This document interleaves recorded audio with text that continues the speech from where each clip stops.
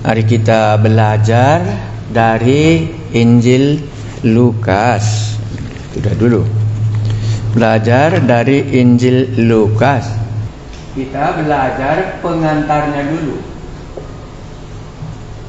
Coba kita mengerti sejauh mana latar belakang dan penulisannya. Mari kita berdoa. Kami mau membaca lagi cerita Tuhan Yesus yang dituliskan oleh Lukas, yang bukan umat Israel dan bukan juga muridnya Tuhan Yesus, dan bukan juga rasul, tetapi dia menulis cerita Tuhan Yesus dalam Injil Lukas. Dan dia juga menulis misi dalam Kisah Para Rasul. Kami berdoa supaya roh yang ada,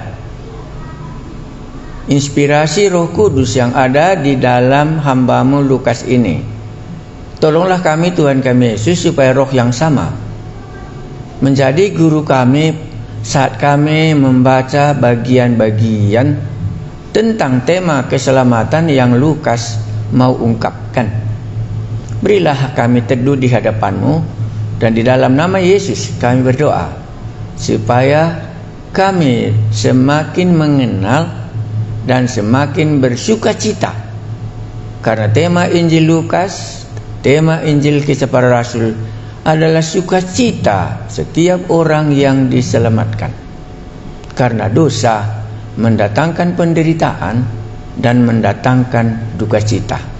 Buatlah supaya Roh Kudus yang ada dalam hati kami mengungkapkan rahasia yang terbesar ini. Daripada-Mulah pertolongan kami. Tolonglah kami, Engkaulah Yesus, Juru Selamat kami. Amin. Baik, kalau kita membaca Injil Lukas, tema paling besar Injil Lukas ungkapkan itu Lukas pasal 2 ayatnya yang ke-11. Lukas 2 ayatnya yang ke-11. Mari kita baca. Ini tentang cerita Yesus lahir. Lukas pasal 2 ayat 11 ini mengenai gembala-gembala. Waktu malaikat berbicara kepada gembala. Jadi ciri khas Injil Lukas itu dia banyak menyinggung malaikat. Sama dengan nanti dalam Kisah Para Rasul juga, Lukas menceritakan banyak malaikat yang mengambil peranan dalam pekabaran Injil. Jadi malaikat itu adalah makhluk surgawi yang melayani Allah. Lukas pasal 2 kelahiran Yesus judulnya. Tapi di dalam tema itu keluar ayat 11. Kita baca mengenai gembala. Di daerah itu ayat 8, ada gembala-gembala yang tinggal di padang menjaga kawanan ternak mereka pada waktu malam. Ini pasti situasi gembala dengan negara kita enggak sama. Gembala di sana menjaga ternaknya tinggal di ladang. Tiba-tiba berdirilah seorang malaikat Tuhan di dekat mereka, dan kemuliaan Tuhan bersinar meliputi mereka, dan mereka sangat ketakutan. Kemuliaan. Jadi kemuliaan adalah salah satu tema dari kisah Lukas dan juga dalam Kisah Para Rasul, karena ada Allah mau nyatakan. Sama dengan kemuliaan waktu Allah mau menyatakan kepada Musa di Gunung Sinai, membuat manusia tertarik. Demikian juga hari raya Pentakosta, ada kemuliaan yang turun dari sorga. Mereka semua dihinggapi oleh api-api, dan mereka bisa berbicara dalam bahasa manusia yang menyatakan pekerjaan Allah yang besar. Sama. Tiba-tiba berdirilah seorang malaikat Tuhan di dekat mereka, dan kemuliaan Tuhan bersinar meliputi mereka, dan mereka sangat ketakutan. Pertemuan ini di padang, bukan di bait Allah. Musa juga di padang. Itu juga di waktu dia menggembalakan kambing dombanya Jitro. Ayat 10. Lalu kata malaikat itu kepada mereka. Jadi Allah mengasihi gembala ini.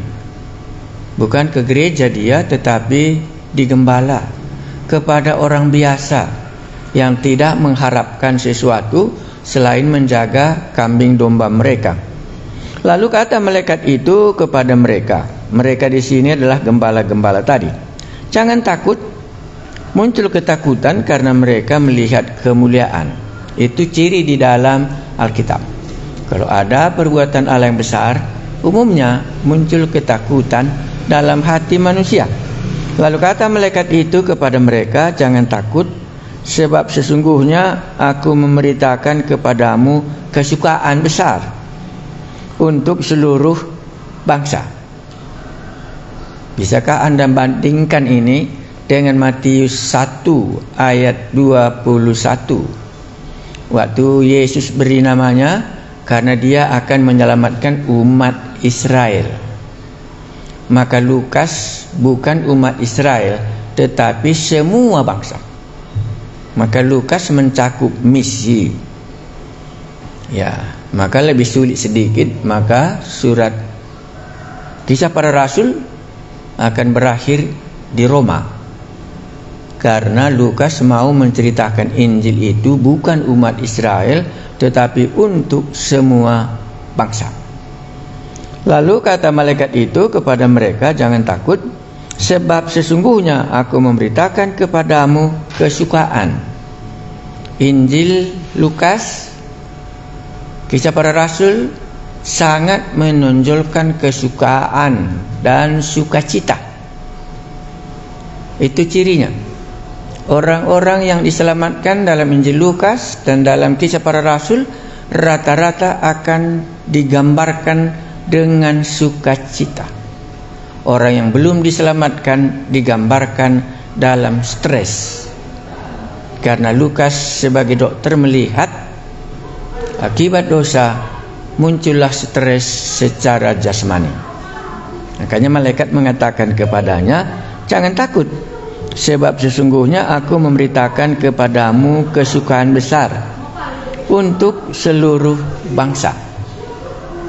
Luasnya Injil Lukas, semua bangsa. Ayat 11. Hari ini telah lahir bagimu juru selamat, yaitu Kristus Tuhan di kota Daud. Malaikat itu menyatakan, hari ini telah lahir bagimu juru selamat, yaitu Kristus Tuhan di kota Daud.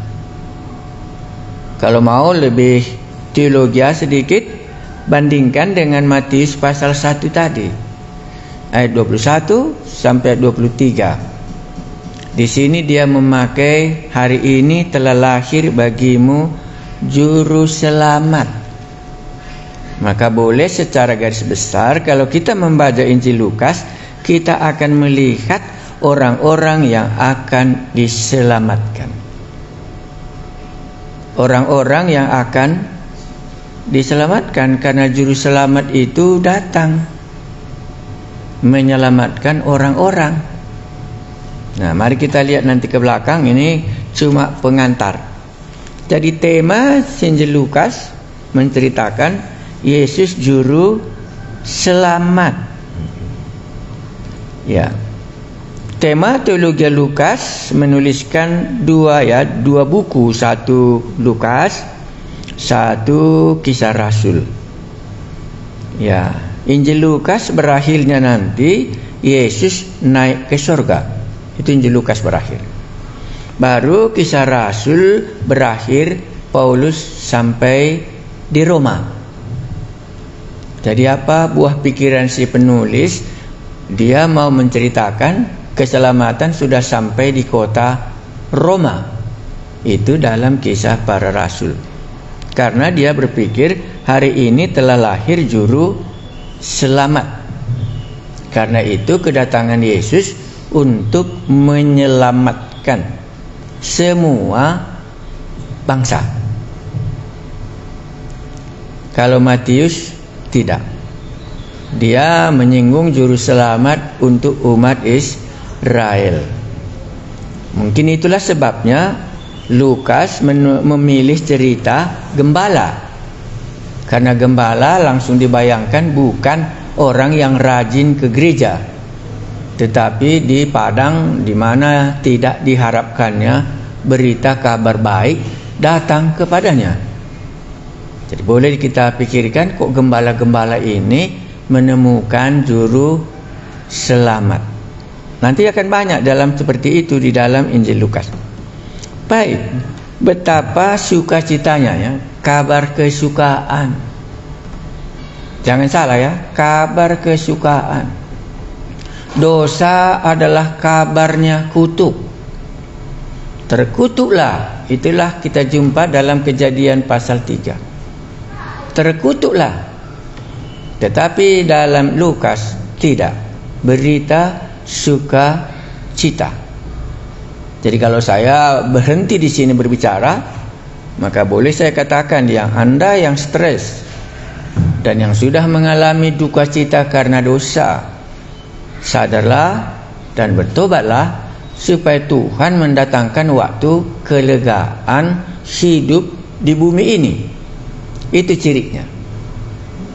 Jadi kalau Anda sadar duka cita, stres secara jasmani, Panadolnya adalah sadar dan bertobat supaya Anda bisa diselamatkan. Diselamatkan di sini paling utama, kalau saya nggak silap itu nanti Anda bisa lihat dari stres akibat dosa itu. Akibat itu kita mengalami duka cita, dan Yesus memberikan juru selamat yang membawa kabar sukacita. Baik, umpamanya cerita itu kita nanti akan jumpa, nanti kita baca 1-2 betapa sukacita.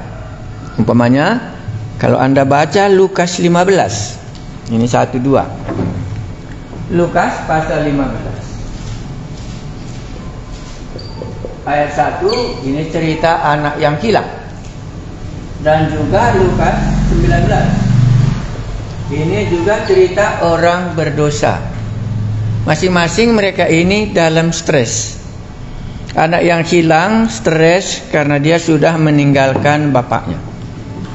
Lukas 19 itu Sakeus sebagai pemungut cukai, dia stres. Dan waktu Anda membacanya, betapa sukacita mendatangkan yang besar dalam dua cerita ini.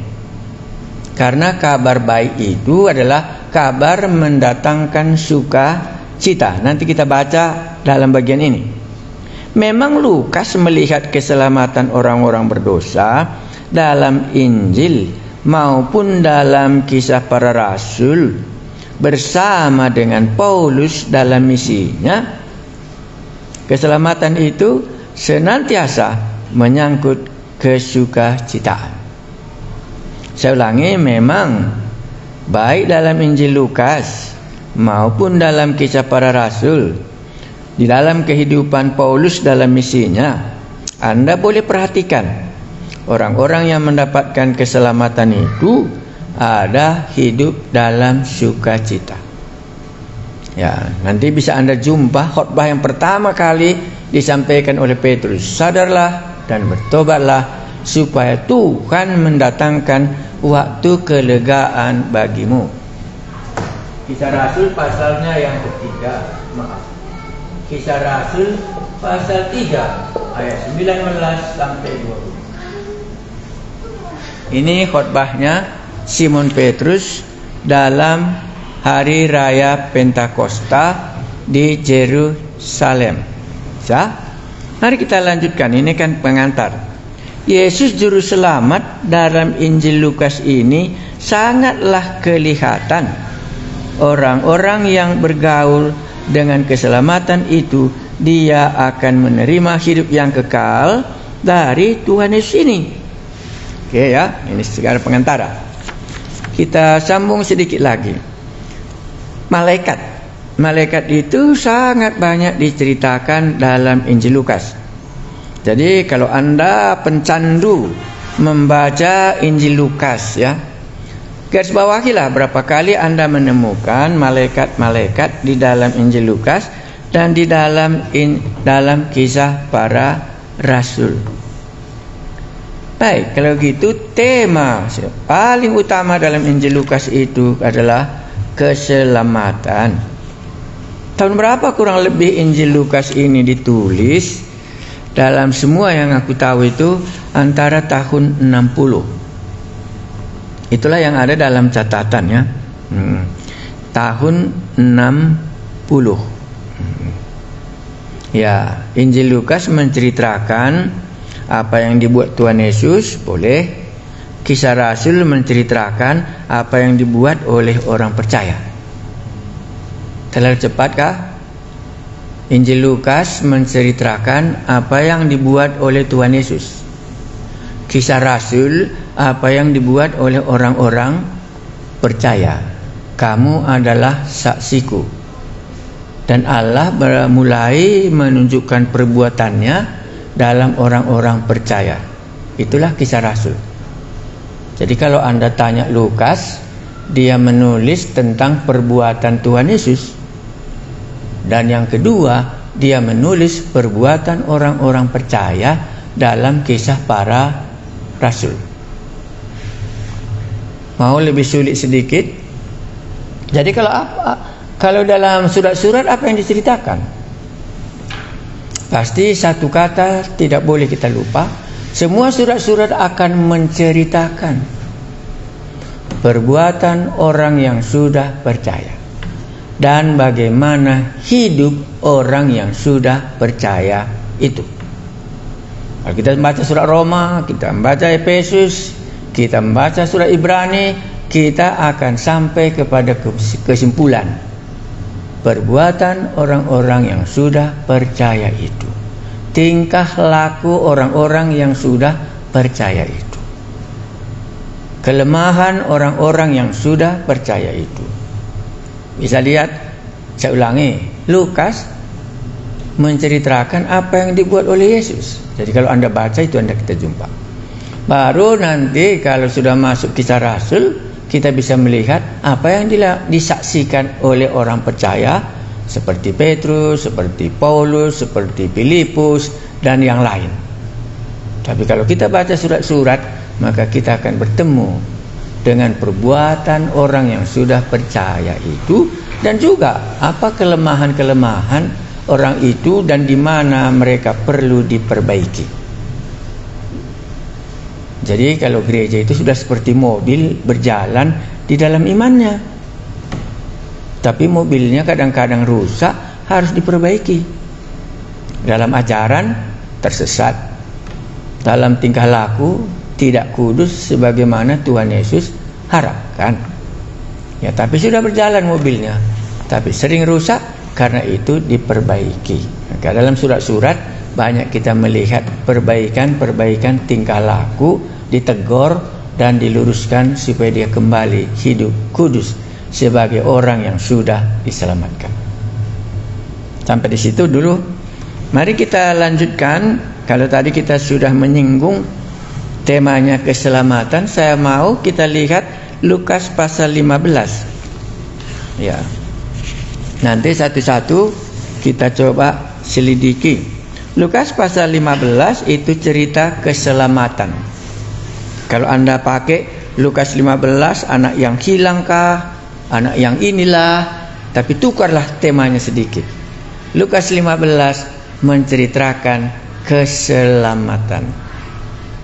Nanti kita bisa temukan langkah-langkah keselamatannya, langkah-langkahnya dia berdosa, sesudah dia berdosa apa dapatnya, sesudah dia selamat apa dapatnya, sikap apa membuat dia kembali.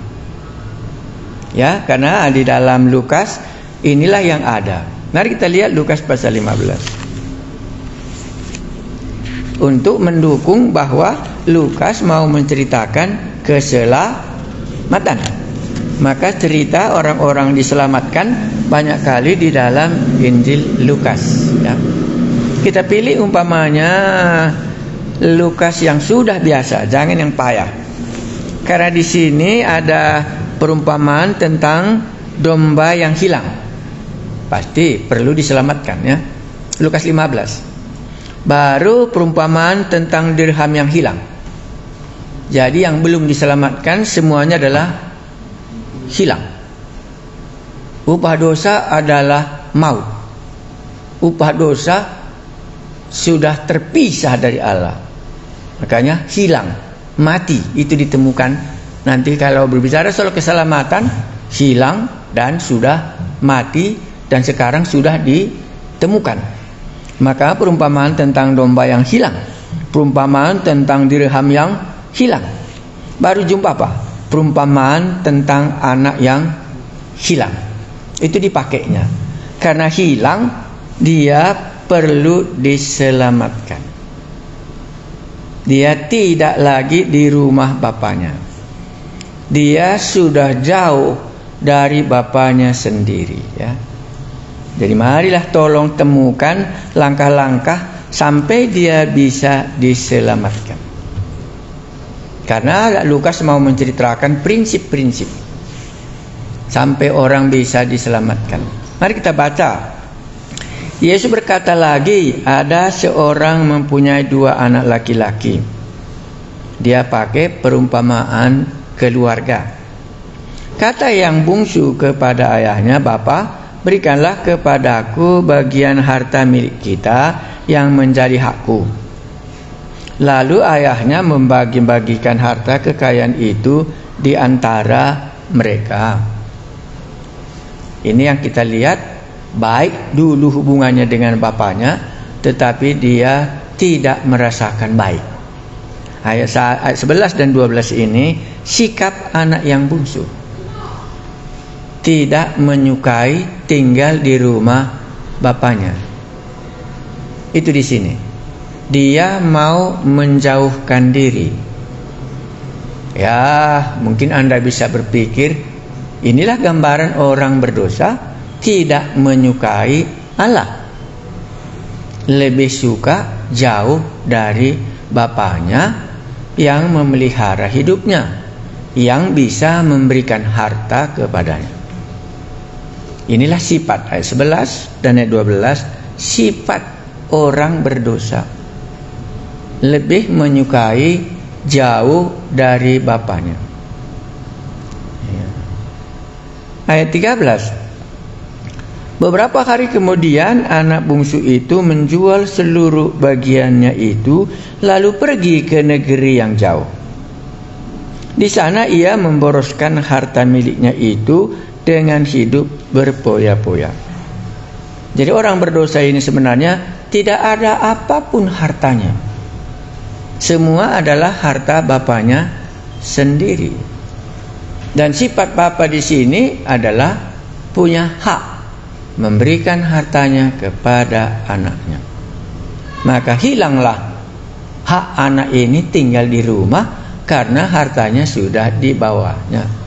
Mungkin Anda bisa bertanya, kenapa anak ini sebodoh ini? Ya, mungkin Anda boleh katakan karena banyak pengaruh, karena menurut dia lebih senang jauh dari bapaknya daripada tinggal di rumah. Ya. Ataupun Anda akan katakan memang dia lebih senang kepahitan daripada kesenangan. Dia mencari gara-gara supaya muncul penderitaan. Ya, itulah dia di sini.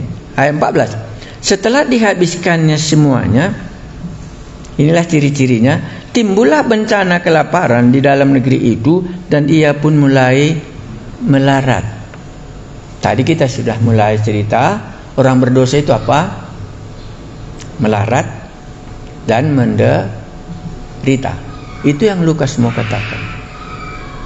Ya, maka di sini dikatakannya dia sudah melarat, sudah jauh dari rumah bapaknya. Sekarang dia sudah hilang dari hadapan bapaknya. Ini gambarannya. 15. Lalu ia pergi dan bekerja pada seorang majikan di negeri itu. Orang itu menyuruhnya ke ladang untuk menjaga babinya. 15. Karena sudah muncul penderitaan, harus dicari jalan keluar. Maka orang berdosa itu biasanya mencari jalan keluar supaya bisa tertolong dari mara petaka yang sudah menimpa dirinya. Itu di sini kita lalu dia pergi dan bekerja pada seorang majikan di negeri itu. Orang itu menyuruhnya ke ladang untuk menjaga babinya. Untuk mempertahankan hidup yang sudah melarat tadi, haruslah dia bekerja. 16. Lalu ia ingin mengisi perutnya. Penderitaan masih ditambah oleh Tuhan Yesus dalam cerita ini. Sesudah melarat, cari jalan keluarnya, disuruh bekerja. Dan waktu disuruh bekerja pun, lalu ia ingin mengisi perutnya dengan ampas yang menjadi makanan babi itu. Tetapi tidak seorang pun yang memberikannya kepadanya. Kesulitan tidak teratasi. Ya, memang orang berdosa tidak akan mampu mengatasi kesulitannya. Ya, makanya katakan tadi hilang atau mati. Lalu ia pergi dan bekerja pada seorang majikannya di negeri itu. Orang itu menyuruhnya ke ladang untuk menjaga babinya. Lalu ia ingin mengisi perutnya dengan ampas yang menjadi makanan babi itu. Tetapi tidak seorang pun yang memberikannya kepadanya. Tidak teratasi. Dosa tidak bisa diatasi oleh siapapun. Jangan lupa ya, temanya tadi Yesus juru selamat. 17. Lalu ia menyadari. Di sini butuh kali pekerjaan Roh Kudus. Karena ada orang sudah sekarat seperti ini, tapi juga tidak sadar-sadar. Sudah jauh dari bapaknya, orang sudah jaga babi, perut lapar, tidak ada yang mengisinya, tapi dia tidak sadar-sadar. Dilanjutkannya terus perjalanannya. Tetapi ayat 17 mengatakan, lalu ia menyadari keadaannya. Karena kita sadar, Roh Kuduslah yang dapat menyadarkan akan dosa kita. Yohanes 16 ayatnya yang ke-8. Roh itu akan menyadarkan manusia akan dosanya, penghukuman dan kebenaran. Jadi di sini lalu ia menyadari keadaannya, katanya, betapa banyaknya orang upahan Bapakku yang berlimpah-limpah makanannya, tetapi aku di sini mati kelaparan. Kesadaran apa yang muncul di dalam hatinya? Gak payah ya, di rumah Bapa lebih baik. Kata itu gak boleh lupa. Ya, di rumah Bapa lebih baik. Karena banyak orang merasa kalau nanti aku mengikut Tuhan, gak baik hidupku. Ya, lebih baik berbuat dosa, karena dosa masih bisa aku nikmati. Tetapi yang ini tidak bisa lagi, karena sudah kandas. Dan muncullah kesadarannya, di rumah Bapakku lebih baik. Jadi kalau Anda mau bertobat dalam prinsip ini, yang pertama harus dia sampai kepada kesadaran di dalam Allah itu jauh lebih baik. Itu prinsip yang pertama. Kalau dia masih seperti yang permulaan, sudah di rumah bapaknya pun dia tidak merasa baik, itu maka dicobanya jauh. Jadi prinsip pertobatan yang benar ialah dia menyadari bahwa hanya dekat Allah saja aku tenang. Hanya di rumah Bapakku lebih baik, karena semua jalan sudah kutempuh, tapi ujungnya hanya sampai kepada kemelaratan seperti ini. Ingat, Lukas melihat hal itu. Kalau orang belum sampai kepada kesadaran mengikut Tuhan Yesus lebih baik, tidak ada gunanya dia menerima Yesus. Kenapa, Pak?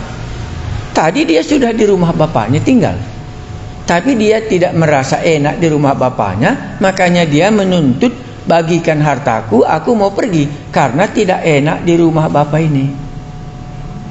Itu prinsip yang pertama. Lukas menceritakan prinsip-prinsip pertobatan yang ada dalam Alkitab. Jadi banyak orang yang menerima Yesus, tapi dia hanya menerima Yesus seperti anak yang bungsu waktu dia di rumah. Sebelum dia sampai di kandang babi, dia tidak akan kapanpun maju dalam imannya. Makanya anak yang bungsu ini berkata apa?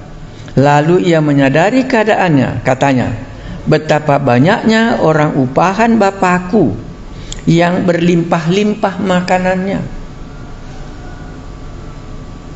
tetapi aku di sini mati kelaparan. Ya, ada istilah orang Karo, labo teringeti kalak medak. Orang tidur yang bisa dibangunkan. Orang yang sadar akan penderitaan karena dosa, barulah ada gunanya ditawarkan kepadanya keselamatan. Tapi kalau dia tidak menyadari bahwa dia sudah melarat, dia tidak ada jalan keluarnya. Ini prinsip kalau kita belajar Injil Lukas. Mari kita lanjutkan. Ya, jadi kata yang penting ayat 17. Lalu ia menyadari keadaannya, katanya, betapa banyaknya orang upahan Bapakku yang berlimpah-limpah makanannya, tetapi aku di sini mati kelaparan. Sadar di rumah Bapa lebih baik daripada di kandang babi, semua dengan keputusannya. Keputusanku jelek, di rumah Bapakku lebih baik. Oke, kita lanjut 18. Kedua, aku akan bangkit. Tindakan.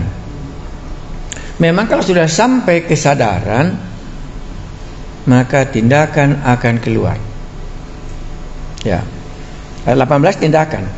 Aku akan bangkit dan pergi kepada Bapakku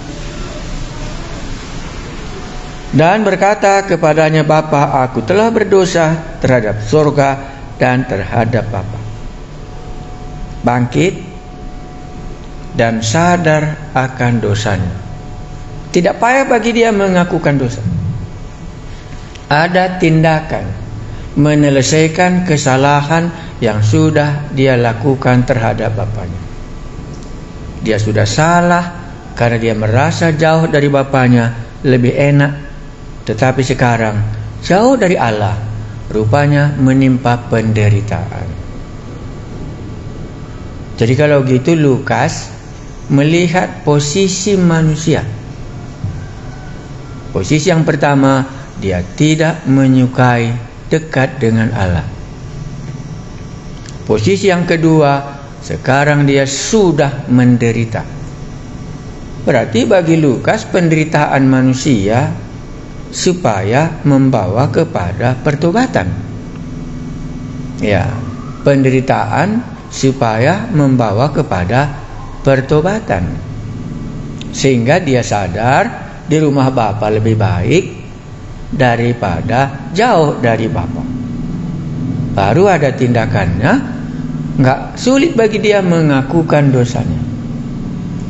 Karena dia sudah bisa membandingkan hidup di kandang babi dengan hidup di rumah bapaknya. Jadi orang yang belum sampai kepada posisi lebih baik di rumah bapa, sebaiknya enggak usah dia bertobat. Biarkan saja dia terus di kandang babi sampai dia sadar penderitaannya itu. Itulah yang mau dikatakan oleh Lukas. Ya. Oke, sesudah dia sadar, dia bangkit gampang bagi dia mengaku dosa. Ayat 19. Aku tidak layak lagi disebut anak bapa. Semua dia sudah tahu, kalaupun aku pulang ke rumah bapa, hartaku sudahnya menjadi bagianku, sudah habis, maka aku tidak lagi seorang anak. Ya, jadi orang ini sudah sangat rendah hati.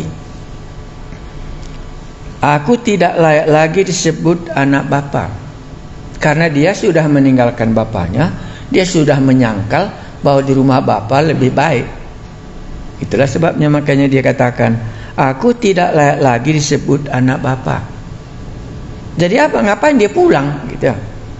Dia pulang hanya satu, supaya masih bisa bertahan hidup sebentar lagi, karena tidak ada makanan di kandang babi. Aku tidak layak lagi disebut anak bapa. Jadikanlah aku sebagai salah seorang upahan bapa. Ini pertobat yang benar. Dia pulang tanpa ada janji apapun, hanya menjadi seorang upahan bapa, sama dengan upahan-upahan yang lain, karena jelas di matanya haknya sudah habis. Jadi sebagai upahan, ya bapaknya kan banyak upahannya di rumah, karena memang bapaknya kaya. Banyak orang bertobat supaya dia lebih kaya, supaya dia bisa lebih jahat. Nanti Allah akan mengampuni lagi. Ini anak-anak Allah, berhak menerima warisan dari Allah. Tak akan jadi hal itu. Ya, ini prinsip pertobatan. Jadi Anda kalau mengajari orang melihat Injil Lukas, cara-cara pertobatan yang benar, keselamatan yang benar, harus baca ayat yang ke-19.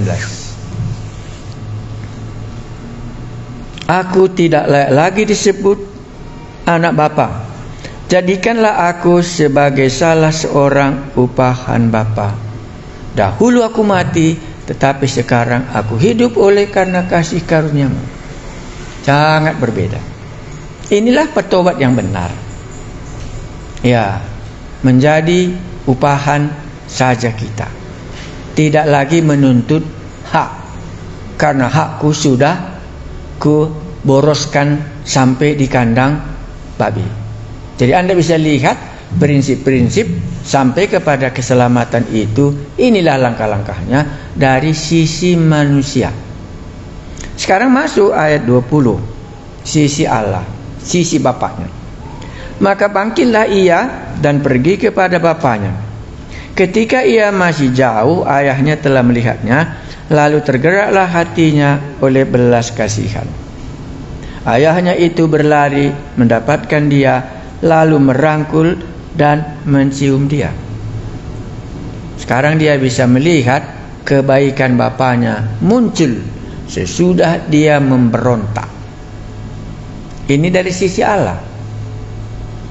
Jadi kalau kita mau selamat, kita bisa melihat dari sisi manusiawi yang berdosa, dan bisa kita melihat dari sisi Allah.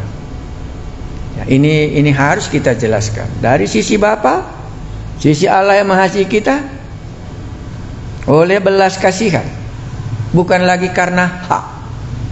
Oleh karena belas kasihannya saja, bukan karena haknya, baru bisa dia pulang ke rumah, supaya kita tidak menuntut lagi sebagai anak yang tadi di rumah bapaknya menuntut, sekarang sesudah pun bertobat menuntut lagi. Itu tidak ada pertobatan yang benar. Ya, itu dari sisi Allah, berarti bukan dari sisi orang yang bertobat. Orang yang bertobat hanya cukup mengatakan, jadikanlah aku menjadi orang upahan, karena sudah selesai, habis semua. Aku dahulu mati, tetapi kalau bisa dihidupkan punya, hiduplah, karena anugerah Allah, bukan hakku lagi. Ya, baru disambungnya ayat 21. Kata anak itu kepadanya, Bapa, aku telah berdosa. Apa yang direncanakannya dilakukannya. Kata anak itu kepada bapa, Aku telah berdosa terhadap sorga dan terhadap Bapa. Aku tidak layak lagi disebut anak Bapa. Dia ulangi dan dia konfirmkan dalam hatinya, aku tidak layak lagi disebut sebagai anak Bapa. Maka Paulus sangat benar pertobatan. Akulah yang paling berdosa dari antara semua rasul-rasul yang lain, sebagai pembunuh, sebagai penghujat. Tetapi Allah mengasihi aku. Inilah dia. Jadi kalau saudara-saudara sudah bertobat, boleh. Pertobatannya, prinsip apa yang Anda bisa lihat di sini, dan kenapa sangkot tidak lebih maju. Baik, ayat 22 kita baca sampai selesai, karena Lukas ini menceritakan proses bagaimana orang diselamatkan. 22. Tetapi ayah itu berkata kepada hamba-hambanya, lekaslah bawa kemari jubah yang baik, pakaikanlah itu kepadanya, dan kenakanlah cincin pada jarinya, dan kenakanlah cincin pada jarinya, dan sepatu pada kakinya. Ini dari pihak Bapa di surga. Ya, jadi kalau kita mengkhotbahkan keselamatan, jangan kita bersebelah dari pihak Bapa di surga. Kita harus 12 pihak. Apa yang dilakukan anak yang hilang dan apa yang dilakukan oleh Bapa yang di surga. Bapa di surga melakukannya berdasarkan kasih karunia-Nya, tapi itu bukan hak. Kalau diberikannya, terima. Kalaupun tidak diberikannya, cocoklah aku hanya sebagai upahan. Dengan rendah hati anak bungsu ini pulang. Paulus sama. Ya, akulah yang paling berdosa dari antara mereka semua.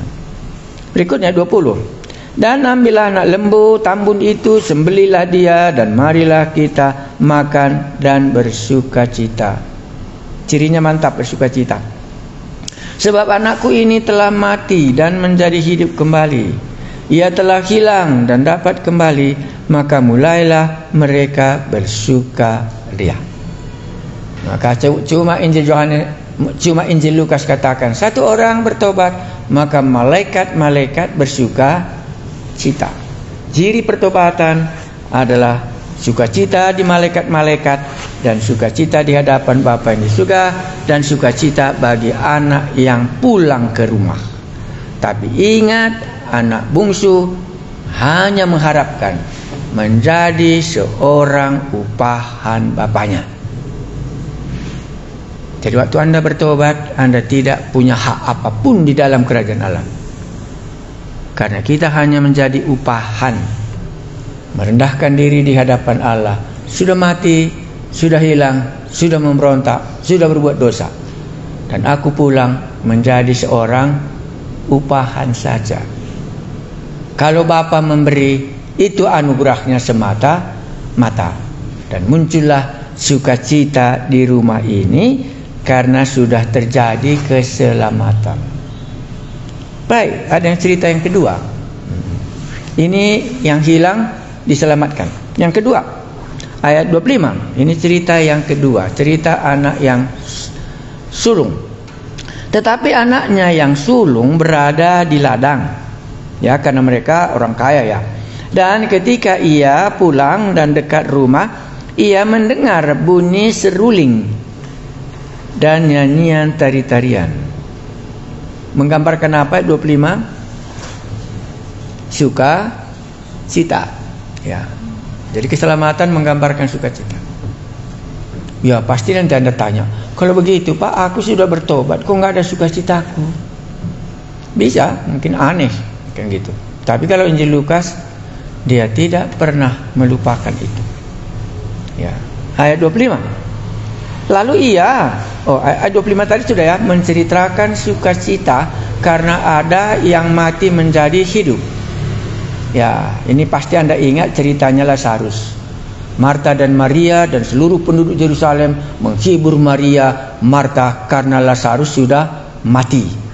Tetapi waktu Yesus datang, maka berubah semua menjadi sukacita. Sama. Ayat 25 menunjukkan sukacita.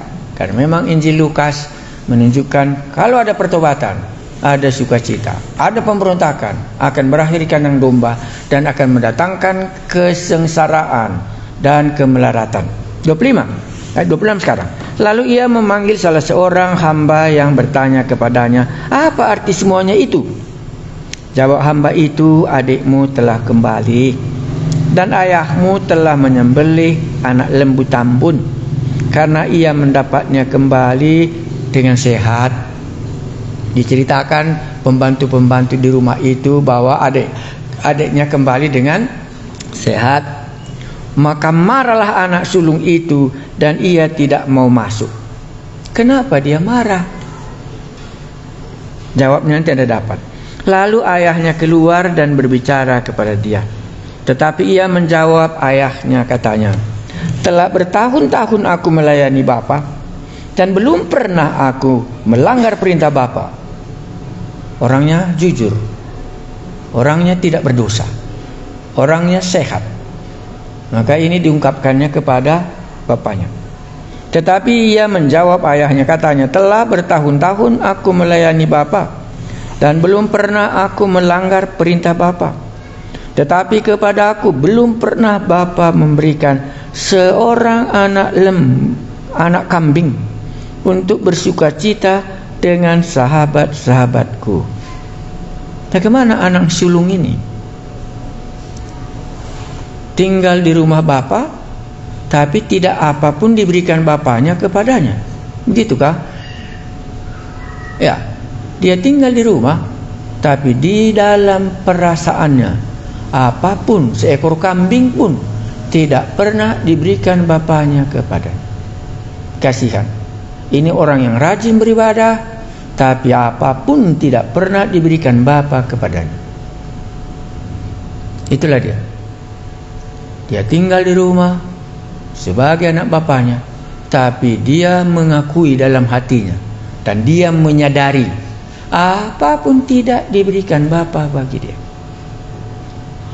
Inilah keadaannya. Tetapi baru saja datang anak bapa yang telah memboroskan harta kekayaan bapa bersama-sama dengan pelatur-pelatur, maka bapa menyembelih anak lembu tambun itu untuk dia. Marah dia karena dia lebih baik daripada adiknya menurut dia. Ya, tapi nanti Anda bisa renungkan, kenapa kawan ini kok enggak bersukacita? Kenapa dia menganggap dirinya benar? Ya, padahal dia di rumah terus. Tapi karena dalam hatinya, aku enggak pernah dapat apapun dari Allah, enggak pernah mendapat bagian. Maka aku rasa benar apa yang dikatakan oleh Tuhan Yesus. Kalau aku tidak melayani engkau, maka engkau tidak mendapat bagian dalam aku. Makanya anak yang sulung tidak mendapat bagian dari bapaknya, karena apapun belum pernah diberikan bapaknya kepadanya. Maka barang siapa yang tidak dilayani oleh Tuhan Yesus, dia tidak bisa masuk ke dalam kerajaan surga. Ini dia. Ini orang baik. Orang baik masuk neraka. Orang berdosa masuk ke dalam kerajaan surga. Makanya dia tidak bersukacita, karena cerita keselamatan mendatangkan sukacita. Dia belum selamat, padahal dia baik. Makanya dilaporkannya semua apa yang ada dalam hatinya. Aku tidak pernah melanggar Bapa, dan ini. Tapi apapun gak ada ku dapat. Miskin 100% yang tinggal di rumah bapaknya. Tidak ada ceritanya bagaimana bapaknya mengasihi dia. Anak yang bungsu ada ceritanya. Bapak aku telah berdosa, jadikan saja aku paham. Maka bisa dia menceritakan perbuatan Allah yang besar bagi dirinya. Waktu aku pulang, dikasih cincin, dikasih ini. Anak yang hilang ini apapun gak pernah diterimanya dari bapaknya. Makanya dia marah sekali, termasuk kepada saudaranya, termasuk kepada bapaknya, karena belum pernah diberikan apapun kepadanya dia. Saya tidak tahu kenapa dituliskan Tuhan Yesus, tapi apakah ini nanti dalam hidup orang yang baik dan mereka akan masuk neraka dan tidak pernah menerima apapun yang diberikan Allah kepadanya. Inilah terjadi. Tetapi baru saja anak Tetapi baru saja datang anak bapa yang telah memboroskan harta kekayaan bapa bersama-sama dengan pelatur-pelatur. Maka bapa menyembelih anak lembu tambun itu untuk dia. Kata ayahnya kepadanya, anakku, engkau selalu bersama-sama dengan aku, dan segala kepunyaanku adalah kepunyaanmu. Tapi tidak masuk dalam akalnya. Kita patut bersukacita. Ini tema Injil Lukas. Dan bergembira karena adikmu telah mati dan menjadi hidup kembali. Ia telah hilang dan didapat kembali. Di mana anak yang sulung? Kemungkinannya sama dengan Nabi Yunus. Tidak diceritakan lagi karena orang baik ini enggak masuk surga. Tetapi anak yang bungsu ini membawa sukacita kepada bapaknya, membawa sukacita kepada malaikat-malaikat. Ini menjadi renungan Injil Lukas, menceritakan prinsip-prinsip bagaimana seorang berdosa diselamatkan dan bagaimana orang baik tidak diselamatkan. Ya. Inilah bisa kita angkat dalam belajar Injil Lukas. Kalau seseorang dia tidak sadar bahwa dia akan melarat, tidak bisa diselamatkan. Dan kalau dia mau diselamatkan, dia harus merendahkan diri dan dia harus berkata, aku tidak layak lagi disebut anak bapa, jadikan saja aku seorang upahan.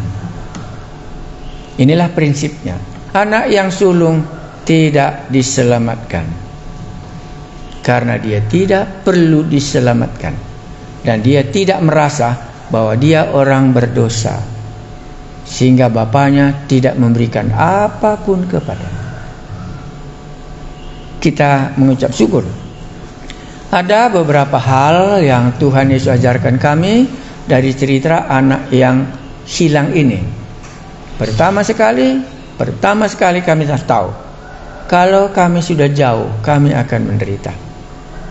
Tetapi kalau kami kembali, kami harus mengakuinya. Sebagai upahan Bapa saja pun sudahlah cukup bagi kami. Harus ada kerendahan hati. Terima kasih Tuhan, waktu kami mengkhotbahkannya dan waktu kami mengajarkannya, ada sukacita. Itulah ciri Injil Lukas. Seorang diselamatkan, ada sukacitanya mengikut dan percaya kepadamu. Dari sisi Bapa di surga berkelimpahan dianugerahkan, tetapi dari sisi anak yang bungsu hanya menuntut sebagai orang upahan saja. Terima kasih Tuhan, kami diajar bagaimana sampai kepada pertobatan ini. Mampukan kami menceritakannya kepada orang lain. Dalam nama Yesus Kristus yang mengajari kami hari ini, kami berdoa. Amin.